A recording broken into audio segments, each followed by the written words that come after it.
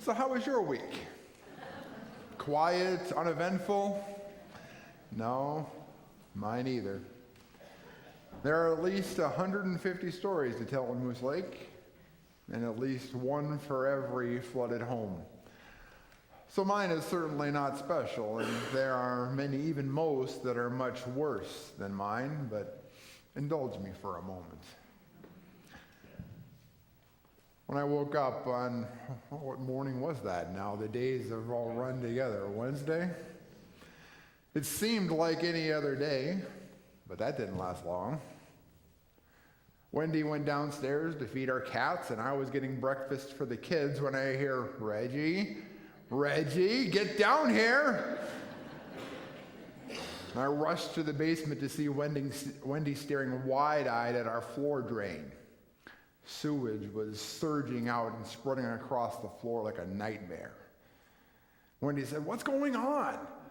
and ran outside to see how high the lake was. And then I hear, Reggie, get out here. So I rushed outside to find the lake, which is usually 5 blocks away, was in my neighbor's yard. A woman drove by with a kid in the back, and she was saying to someone on her phone, "All the roads are closed. I can't get out. I don't know what to do." Someone else said that the lake had been rising 11 inches an hour. And I said, "Oh my God."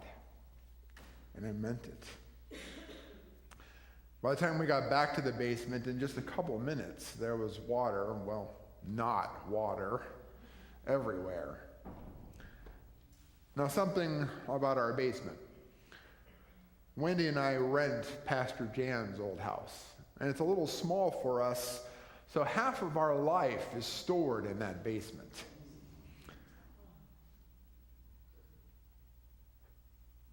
So the next few hours are a blur for us. I've never worked so hard and so fast in my life. The heavy oak furniture that we're storing, we put them on blocks to buy some time to move everything else. Now here's where it gets interesting. When the sewage got to the top of the bricks, we couldn't wait anymore. And just then Terry Byrne came by, and I asked him to help me carry a giant treadmill up the stairs. And he did. And then I ran outside and I asked a stranger off the street to help me carry the furniture up. And you know what he said? Sure. He didn't know what he was getting himself into. Carrying an oak china deck up a steep set of steps. But he did, and that's remarkable. And then all we could do was watch the lake rise and our basement fill with sewage. And then Steve Blondo called. He was finally able to get into town, and he was bringing us a pump. When he got to our place, there was 3 feet of it in our basement. By midnight, we'd pumped it down to a couple inches and had to shut it down. And we decided to try to catch a couple hours of sleep. Well, I woke up at 3 a.m. and found that in those 3 hours, the basement had risen even higher than before. So I ran out in the dark and I started the pump again.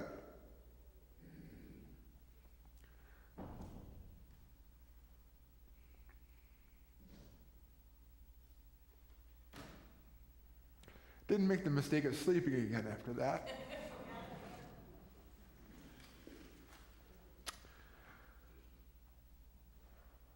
The kindnesses over the last few days have been astounding. People offering to help out in any way and watch our house so we can get some sleep or shower or eat. And we're especially grateful to Jason Bexell for all the help that he gave us. You see, God never promised that there wouldn't be storms in life. Sometimes you hear preachers say that Christians are blessed. If you're really faithful, then bad things won't happen to you. And I would say, really, there's no faithful Christians in Moose Lake. The Christian life isn't always smooth sailing. The storm on the Sea of Galilee was a foreshadowing of that. Even when Jesus is with us, there are times when the going is extremely rough. The storm the disciples faced wasn't just any storm. This one was chaos personified, chaos unleashed. Now remember, at least 4 of the disciples were experienced fishermen who knew the Sea of Galilee like the back of their hand. They had seen storms on this sea before, and some doozies too. The Sea of Galilee was notorious for those sudden and violent storms because of all the hills and valleys that surround it. The storms could come right out of a blue sky with terrifying speed and ferocious power. They'd seen it before, but they weren't prepared for this one.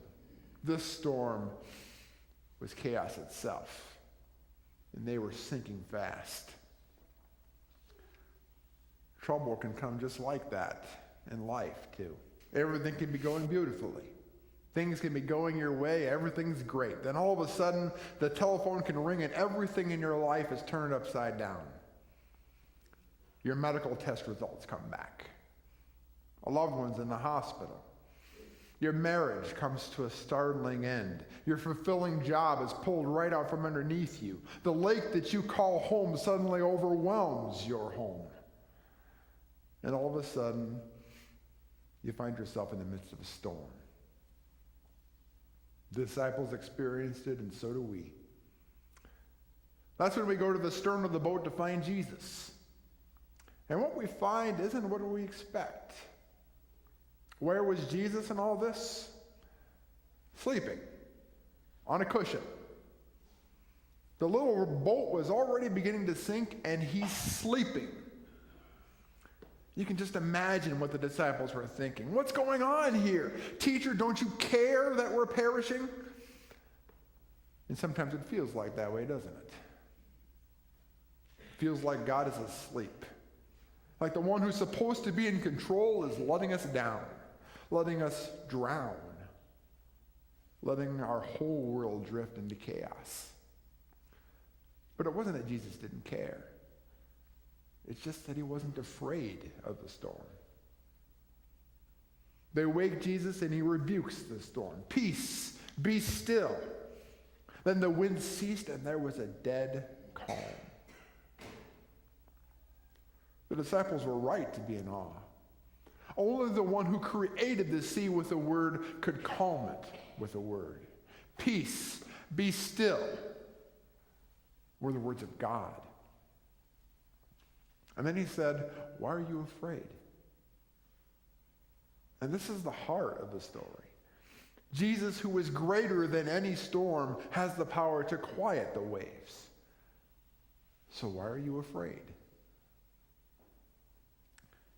Victor Hugo, who's famous for his novel The Hunchback of Notre Dame, also wrote a story called 93. It tells of a ship caught in a dangerous storm on the high seas. And at the height of the storm, the frightened sailors heard a terrible crashing below deck. They knew immediately what it was. It came from a cannon that had broken loose in the ship's cargo hold, and it was moving back and forth with the swing of the ship, smashing into the sides of the ship with a terrible crash. Knowing that it could cause the ship to sink, 2 brave sailors volunteered to make the dangerous attempt to retie that loose cannon. They knew that the danger of being shipwrecked from the cannon inside was greater than the fury of the storm outside. And that's what life is like. The furious storms outside may be overwhelming, but what's going on inside can pose a greater threat. Jesus can calm the storm. But sometimes Jesus lets the storm outside rage and calms the storm inside you instead. John Wesley was one of the founders of the Methodist Church. During one of his trips to America, a frightening storm broke out, pitching and tossing the ship back and forth like a bathtub toy. While Wesley and the others gripped their bunks and hid their heads, a community of Moravians traveling to their new homeland calmly gathered to hold their daily worship service and sing praises to God. watching those Moravians, so apparently untroubled by the howling winds and crashing waves, Wesley realized he was witnessing a truly waterproof faith. And from that moment on, he prayed that God would also give him the ability to ride out life's storms with such confidence. What Wesley learned that day is that we can't quiet the storms that rage within us by ourselves. It takes the power of God's love revealed in Jesus Christ. He's our only hope for stilling the tempest inside us that can cripple our lives. So let me paint you some pictures of a waterproof faith. One night a house caught fire, and a young boy was forced to flee to the roof. The father stood on the ground below with outstretched arms, calling to his son, "Jump! I'll catch you!" He knew that the boy had to jump to save his life. All the boy could see, however, was flames and smoke and blackness. And as you can imagine, he was afraid to leave the roof. His father kept yelling, "Jump! I'll catch you!" But the boy said, "Daddy, I can't see you." And the father replied, "But I can see you, and that's all that matters." A little girl was about to undergo a dangerous operation.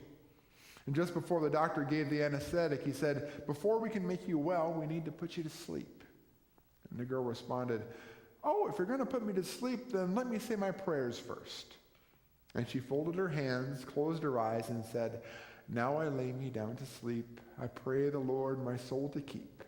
If I should die before I wake, I pray the Lord my soul to take. Amen." Well, later on, the surgeon admitted that he also prayed that prayer that night for the first time in 30 years. Because hearing that little girl's prayer, he realized it wasn't just a children's prayer. It was a prayer to quiet the storm. But it's not just about us. It's easy to focus on just our boat. But our boat isn't the only vessel on life's seas. Other boats were with him, it says. When the storm rose and the sea tumbled, the waves beat into all the boats. The disciples weren't the only ones fearing for their lives. And when Christ rebuked the wind and told the sea, "Peace, be still," the disciples weren't the only ones who benefited from the calm. Christ's words of peace are not for us and our boat alone. They're words of steadfast love and grace for all people. As we sail life's seas, God calls us to share God's peace. And that's what we've seen here in Moose Lake. Everyone is doing all they can because we know that we are all in this together. Jesus showed us that even when we're right in the middle of a storm, we have nothing to fear, not even death. God's love for us is far greater than anything that could happen to us. The storm may rage and life may be full of chaos, but Jesus says, "Peace, be still." And in here, and in here, and in this community, he calms the storm. Be still. Amen.